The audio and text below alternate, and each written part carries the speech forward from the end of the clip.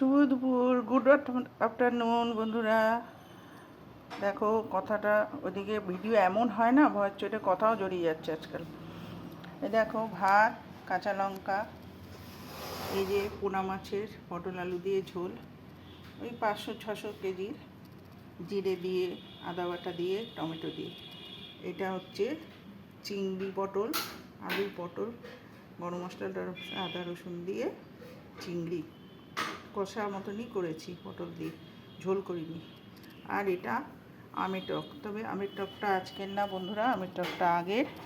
আমি এই 3-4 দিনের মতন করে রাখি, কারণ ওই ভাগনাটা সকালবেলা খেয়ে যায়, তারপরে আমি খাই।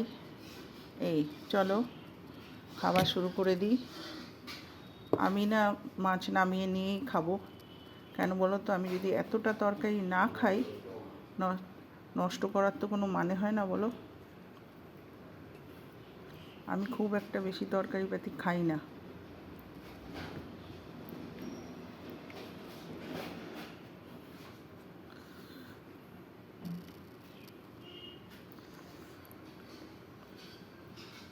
ব্যাস, ওই দুটো পটল আর চিংড়ি রেখে দিলাম, এইটা দিয়েই খাবো।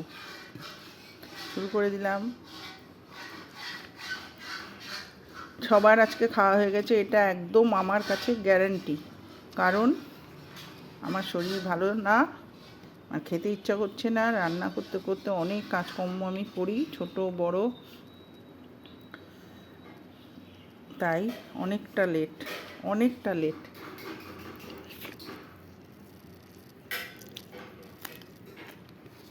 প্রায় 3টে বাজতে যাচ্ছে।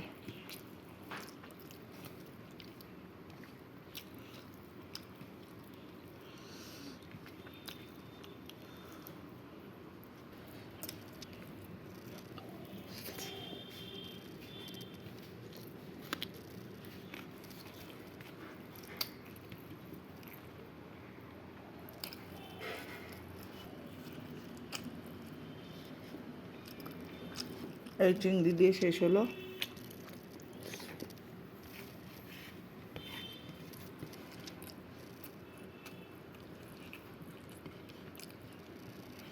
একটা চিংড়ি রেখে দিলাম পরে খাওয়ার জন্য। চলো এবারে মাছটা ঢেলে ভিডিওটা শেষ করে দিই, কারণ ভীষণ বড় হয়ে যাচ্ছে।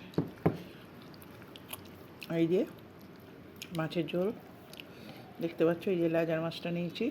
টাটা, বাই বাই, আবার আসবো তোমাদের সাথে গল্প করতে।